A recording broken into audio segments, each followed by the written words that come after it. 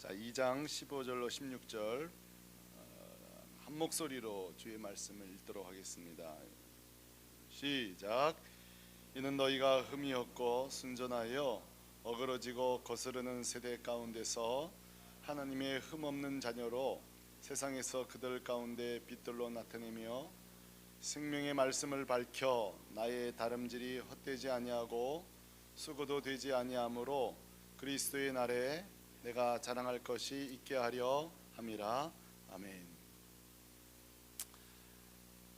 1990년도는요 한국 교회뿐만 아니라 세계 기독교 교회의 굉장히 중요한 시점의 하나입니다.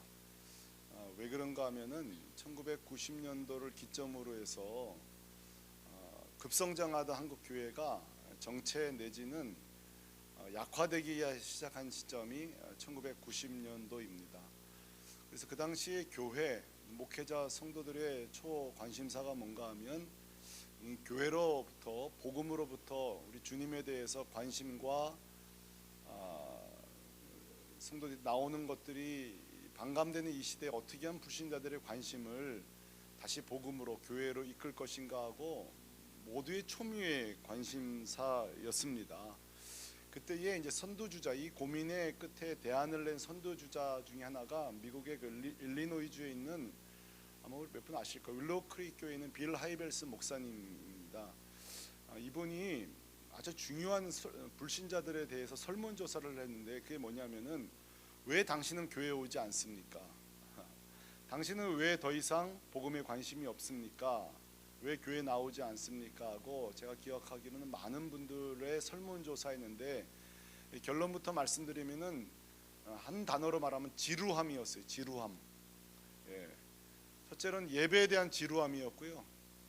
둘째로는 설교의 지루함이었습니다. 오늘은 제발 그렇게 안 되길 바라는데요. 그리고 세 번째로는 실생활과 동떨어진 그런 교회의 내용들, 설교 주제 이런 것 때문에 더 이상 우리는 교회에 관심이 없다 이렇게 말을 했습니다. 그러고 나서 이 윌로우 크릭 교회 빌 하이벨스 목사님이 한 게 뭐냐면은 평일날 예배를 만들었습니다. 소위 구도자 예배, 이건 들어보셨을 거예요. 열린 예배 들어보셨죠?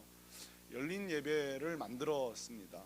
열린 예배의 특징은 예배 형식이 아니고 뭐 토크쇼라든지 음악회 형태입니다. 찬양 부르지 않고요, 건전한 대중가요를 이렇게 부르게 되고, 설교도 이런 저처럼 이렇게 하지 않고 목사님 나오셔서 막 도마를 갖고 요리를 하면서 사모님이랑 대화를 하면서 그러면서 대화하는 내용이 말씀을 전해서 하는 거죠.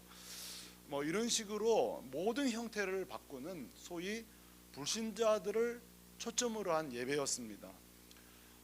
이 예배, 이 열린 예배가 얼마나 효과적이었냐면 실제로 불신자들의 관심을 끌었고요, 수많은 사람들이 그 윌로우 크릭 교회로 돌아오게 되었습니다. 자, 이 열린 예배가 얼마나 히트를 쳤든지 한국에도 상륙했고요. 저 용산에 있는 모 교회를 필두로 하여서 교회마다 너도나도 열린 예배를 토요일날, 뭐 금요일날 이렇게 만들기 시작했습니다. 그리고 똑같은 형식으로 결과가 나오기 시작했는데요. 자, 지금 2020년 돌아와서 지금 열린 예배 다 사라졌습니다. 윌로우 크릭 교회도 몇 년 전에 책을 하나 썼는데요, 우리는 실패했다 이런 얘기를 했습니다. 자, 사랑하는 성도 여러분, 분명히 열린 예배가 초반에 반짝하고 효과를 발하다가 왜 마지막에는 실패로 결과가 나올 수밖에 없었을까요? 그 이유는 한마디로 말하면 다음 단계로 넘어가지 못했기 때문입니다. 무슨 말일까요? 자, 불신자들의 관심과 마음을 오픈시키는 데는 성공했을지 몰라도 그 다음 단계인 영적 단계로는 나아가지 못한 것입니다. 자, 그러니까 그들이 토크쇼 할 때는 잘 찾아오고 음악회를 할 때는 그들이 관심을 갖는데, 다시 말해서 복음이신 예수 그리스도를 증거하는 단계로 가지 못했거나 그 단계로 올라가는 순간에 그들의 관심은 여전히 사그러들어 버렸습니다. 대부분 이 선교지의 고민이 바로 이런 겁니다. 제 선배 목사님이 방글라데시에서 사역하신 분이 있는데요. 지금은 보자 15년, 20년 되실 겁니다. 근데 그때 10년 때쯤에 제가 한번 저에게 모셨는데 자기는 너무너무 선교 보고하기가 괴롭다는 거예요. 그 이유가 뭐냐면 10년 됐는데 전도한 사람이 2사람.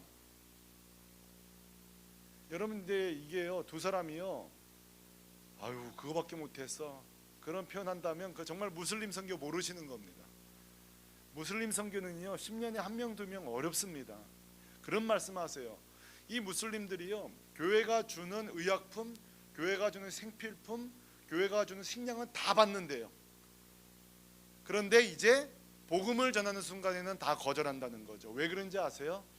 이 무슬림, 특히 방글라데시는 시족사회입니다. 예수를 믿는 순간에 그 시족사회로부터 추방을 당합니다. 직업을 가질 수가 없어요.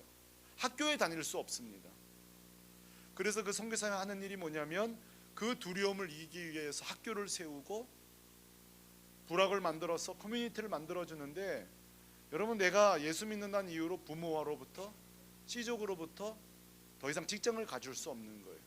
그러니까 보통 결심만으로는 되지가 않는 거예요. 그러니까 그 중에 1명 2명 목숨 걸고 예수 믿는 겁니다. 뭐 똑같은 거죠.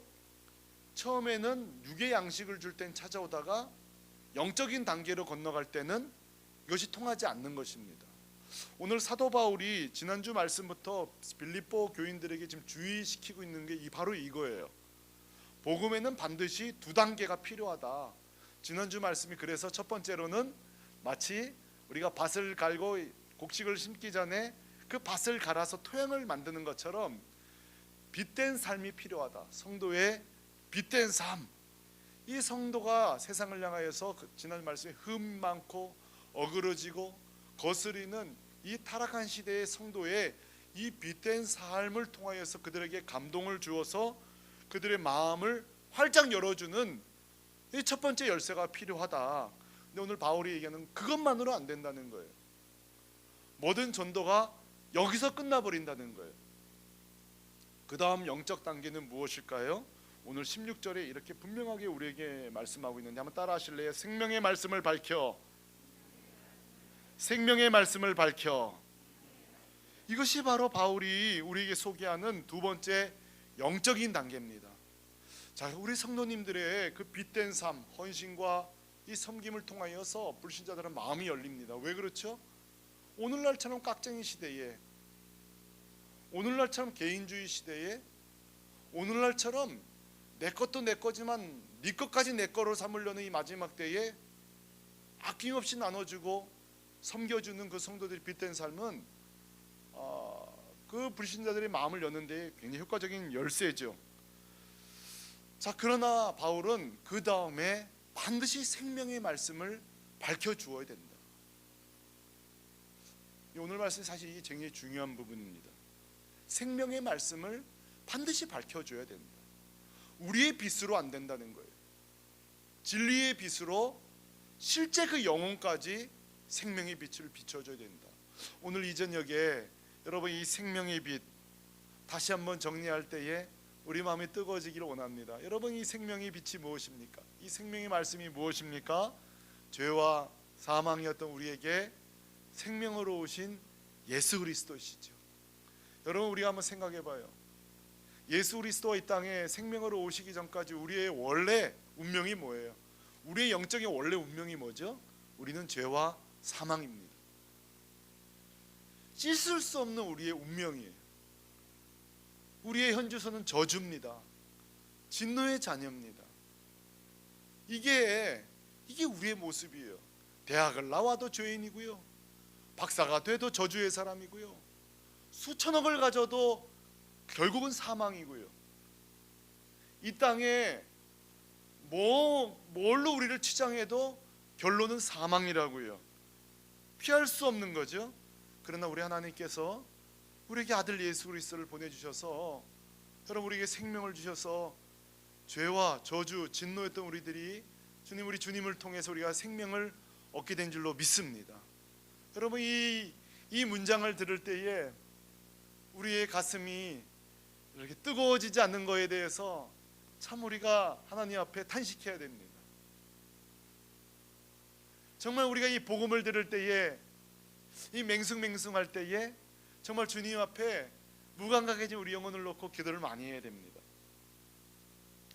그러니까 바울은 바로 이 예수 그리스도, 생명이신 예수 그리스도가 꼭 같이 증거돼야 된다. 그러므로 여러분, 성도 여러분, 전도할 때 우리는 꼭 둘이 함께 가야 됩니다. 하나는 삶을 통하여서 빛을 비추고, 또 하나는 생명의 예수 그리스도를 통하여서 빛을 비추고, 이 둘이 함께 가지 않을 때 어떤 일이 벌어질까요? 지금 우리 한국교회 모습이죠. 우리 한국교회 복음이 문제인가요? 설교 잘하신 분들이 얼마나 많은데요. 전 세계의 10대 교회 중에 6개가 우리나라에 있잖아요. 뭐 외향적인 거는 문제가 없죠. 근데 뭐가 문제죠? 디모데후서에 그런 말씀이 있죠. 경건의 모양은 있으나 경건의 능력은 없다고. 경건의 형태는 있는 거예요. 그러나 경건의 능력이 없는, 복음이 없고, 복음은 있는데 삶이 없고, 삶은 있는데 복음이 없는.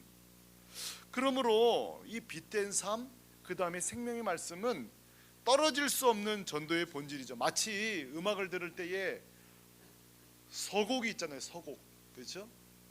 우리의 그 빛된 삶이 그 복음의 서곡이라면, 클라이막스는 그 열린 마음에 진짜 내가 주고 싶었던 것은 예수 그리스도야. 주님이 우리를 위해 죽으셨어. 예수 믿어야 구원받아. 이게 여러분 우리 복음의 클라이막스죠. 우리가 빛된 삶만 살고 복음이 없다면 어쩌면 연주하다만 거기에 불과할 것입니다. 우리의 섬김만 있고 복음이 없다면 마치 1막만 있고 2막이 없는 연극일 것입니다. 우리에게 빛된 삶만 있고 복음이 없다면 반찬만 나오고 밥이 없는 거예요. 주식이 없는 거예요. 그러므로 우리가 늘 생각할 것은, 여러분의 기질에 따라 어떤 분은 삶은 없어요. 근데 그냥 예수 믿으라고, 안 그러면 지옥 간다고 막 외치기만 합니다. 어떤 분은 너무 이렇게 뭐라 그러죠? 외향적이어가지고 친밀하게 지내고 친구들 다 사귀고 동창회도 나가고 잘 살아요. 그런데 정작 복음은 전하지 못해요. 여러분은 어느 쪽이 강하세요? 나는 어느 쪽이 강합니까? 근데 성경은 이 둘이 조화가 잘 돼야 된다. 이 둘이 조화가 잘 되신 분이 우리 주님이시잖아요. 예를 들어 마태복음 9장에 중풍병자를 4사람이 데리고 올 때에, 이 4사람이 중풍병자를 데려온 목적은 중풍병을 고치기 위한 거였어요. 그래서 주님이 고쳐줍니다. 그래놓고 결론은 뭔지 아세요? 내가 죄사함을 받았는데. 몸 고치러 왔는데 주님의 결론은 꼭 영혼을 치료하시는 일로, 그 영적인 문제를 회복하는 일로 끝을 내신다고요. 육체적인 만족과 영적인 만족은 늘 함께 가는 거죠. 그래서 때때로 주님이 요한복음 6장에 보면 주님이 속상해 하시는 장면이 나와요. 6장 26절에 보면 너희가 나를 찾는 까닭은 표적을 본 까닭이 아니요 떡을 먹고 배부른 까닭이라. 그러니까 어린아이 신앙에서 자라지 못하는 거죠. 그러니까 우리가 이게 교회 나올 때에 우리는 처음에 그렇게 할 수 있어요. 교회 나와 애들 대학도 갈 수 있고 직장도 얻을 수 있고, 물론 그렇게 시작할 수 있습니다. 예전에는 야 우리 교회 예쁜 애들 많아 이렇게 해가지고 나오기도 하고, 실제로 그래서 우리 결혼도 하기도 하고, 그러나 우리가 결혼만 하고 부자만 되고 그랬던 건 아니지요. 그 끝에 진짜 복음이신, 진짜 축복인 예수 그리스도를 만나게 되는 거죠.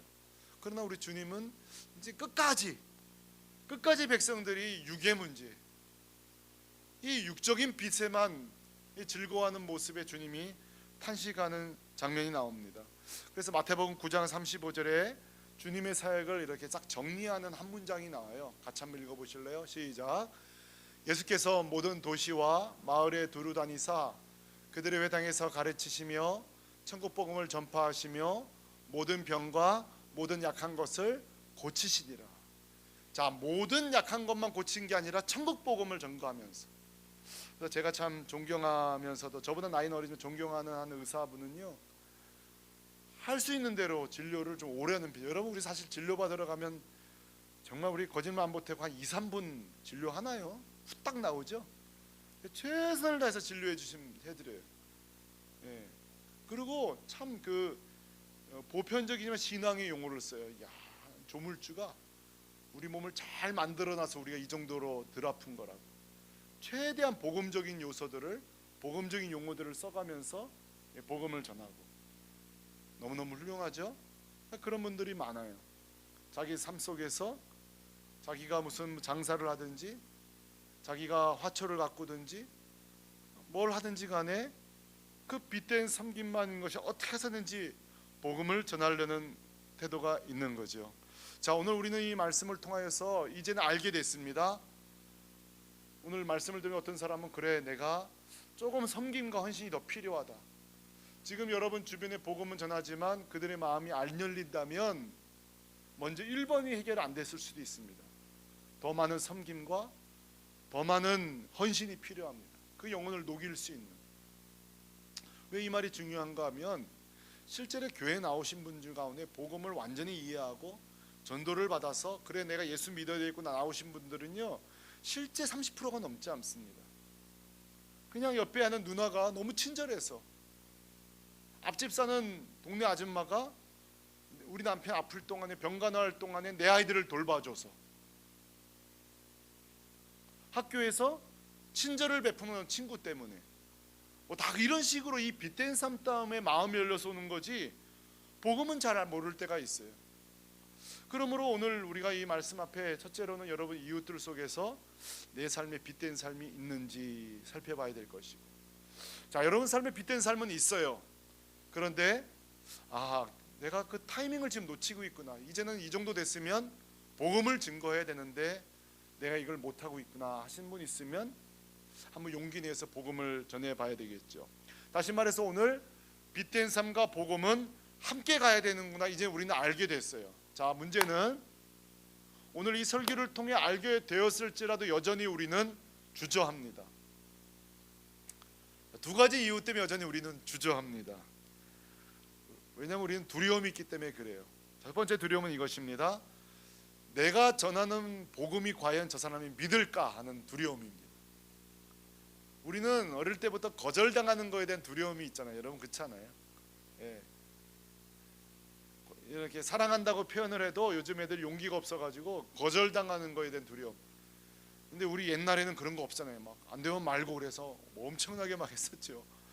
자, 첫째로는 우리가 복음을 전할 때에 저 사람이 믿지 않을 거라는 두려움이 있는 거죠. 두 번째입니다. 대부분 두 번째가 많으실 거예요. 내가 복음의 이야기를 꺼내는 순간에 저 사람이 더 이상 나를 만나지 않을까 봐. 지금까지는 관계가 좋았잖아요.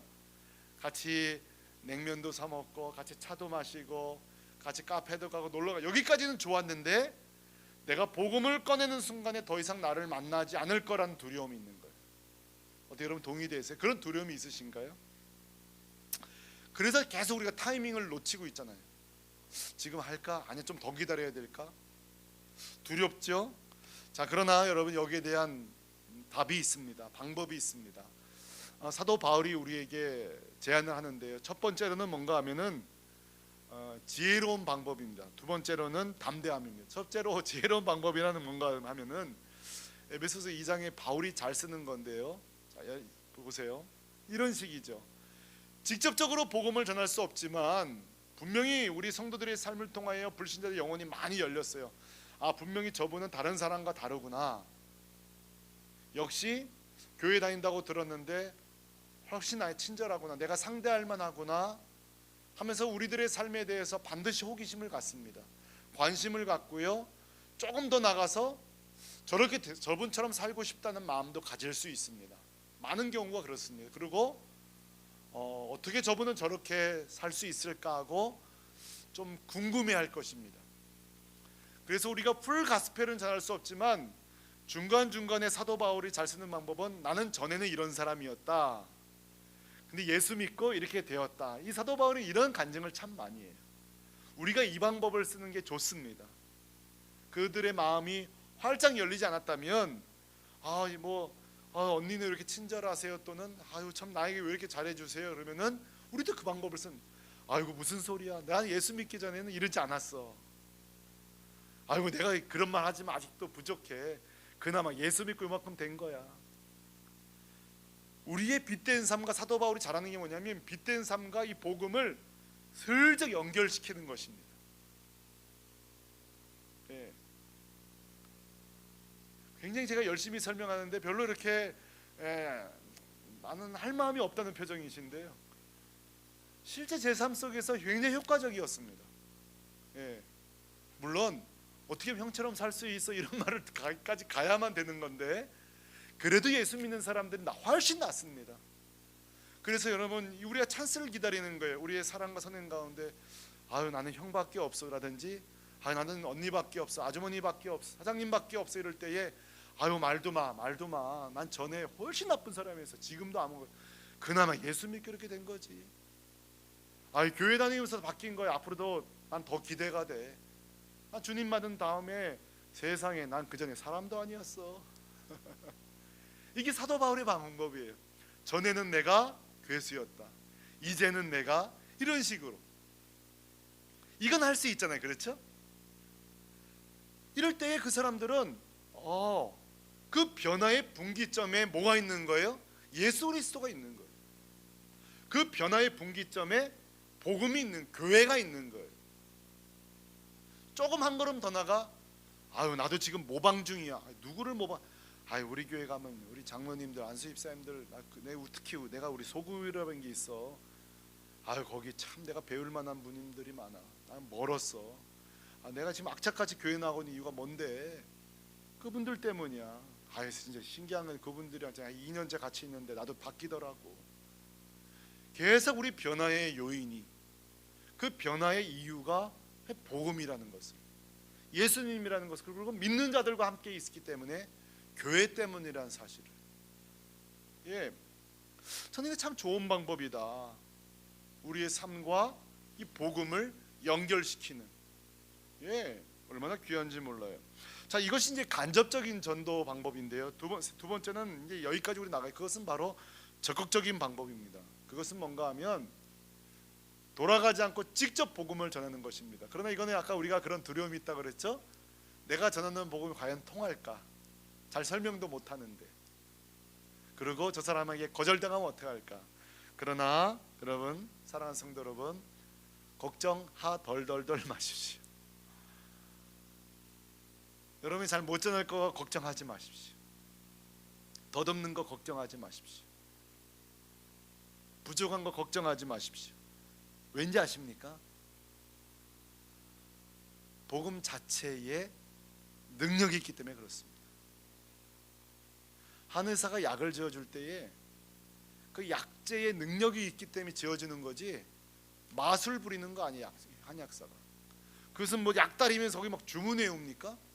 좋은 약재 1급 약재 떼어와서 잘 다 정성을 들이고 다려서 그 먹으면 효과가 있다는 그 약재의 능력을 자기가 알잖아요.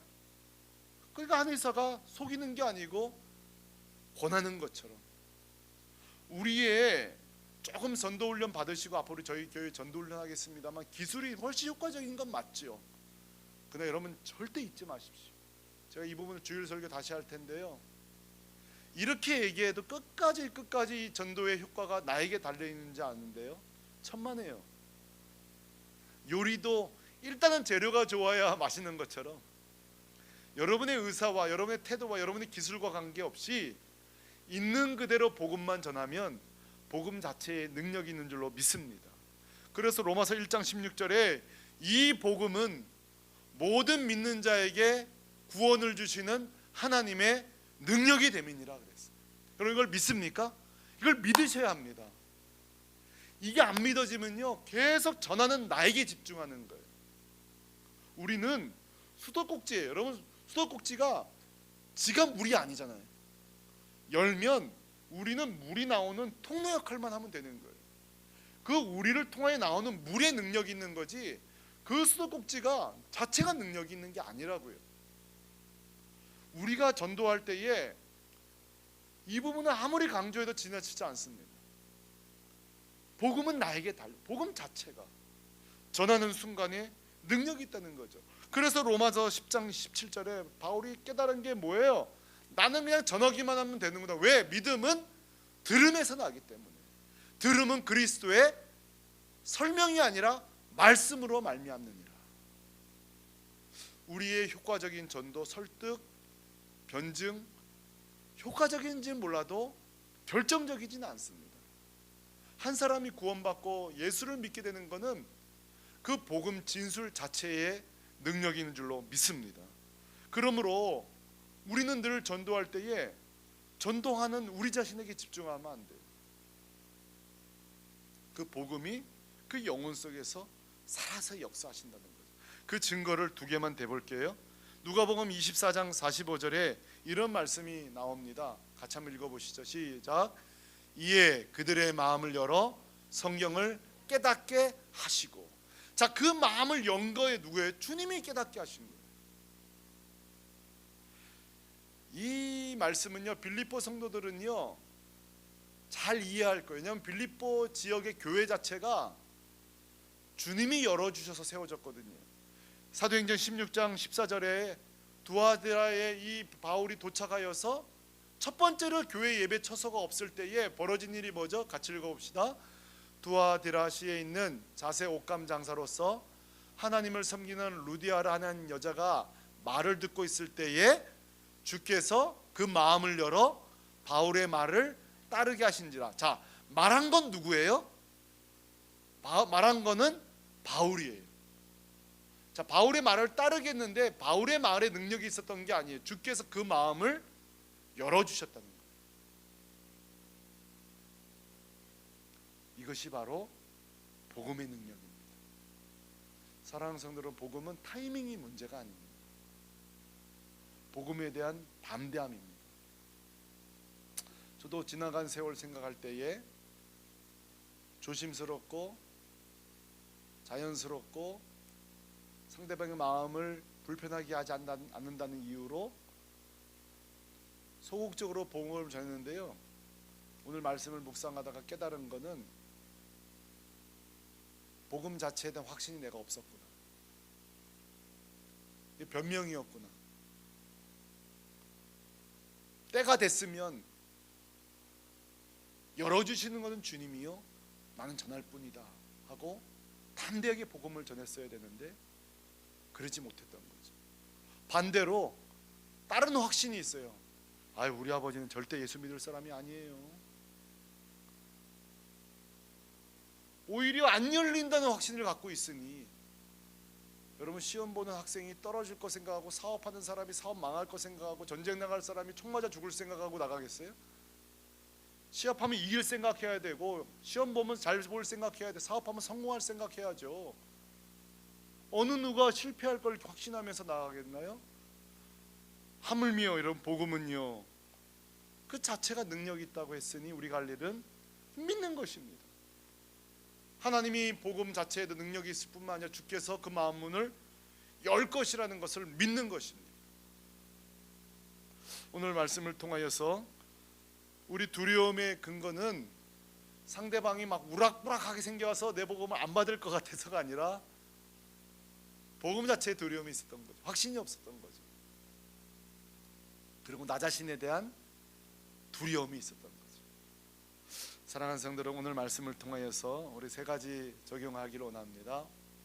우리의 빛된 삶이 성도들의, 불신자들의 마음을 여는 좋은 열쇠가 된다. 두 번째로, 그들의 마음이 열렸을 때에 복음과 연결을 시킨다. 주님이 날 바꾸신 거라. 난 기대가 된다. 그리고 교회와 연결시키고 믿음의 사람들과 연결시키고 소망에 관하여서 묻는 자들에게, 그렇죠? 내가 전해서 왜 이렇게 바뀌게 되는지를 간접적으로 복음을 전하는 것입니다. 그리고 마지막으로는 담대하게, 내 자신에 대한 담대함이 아니라 복음에 대한 담대함과 그 마음 문을 열 주님에 대한 담대함으로. 그래서 우리가 2020년도 우리 새물결 교회의 공동체가 복음에 대한 확신과 빛된 삶을 통하여서 우리 주변에 그동안 접촉을 잘 해오셨을 거라고 생각합니다. 잘 섬겨오셨고 잘 헌신했을 거라고 생각합니다. 그 열어놓은 그 마음에 올 2020년도에는 복음을 담대하게 전하고, 그래서 한번 능력을 우리가 경험해 보십시다. 진짜 복음의 능력이 있고, 믿음은 들음에서 나고 내 설득이 아니라 여호와의 말씀으로 말미암는구나.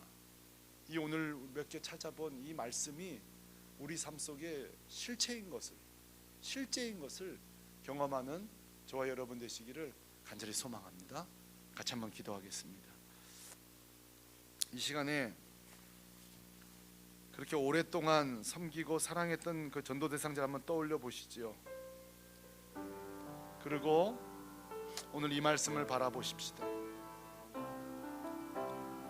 내가 복음을 부끄러워하지 않으니 이 복음은 모든입니다. 그 모든 속에 그 사람이 들어가 있습니다.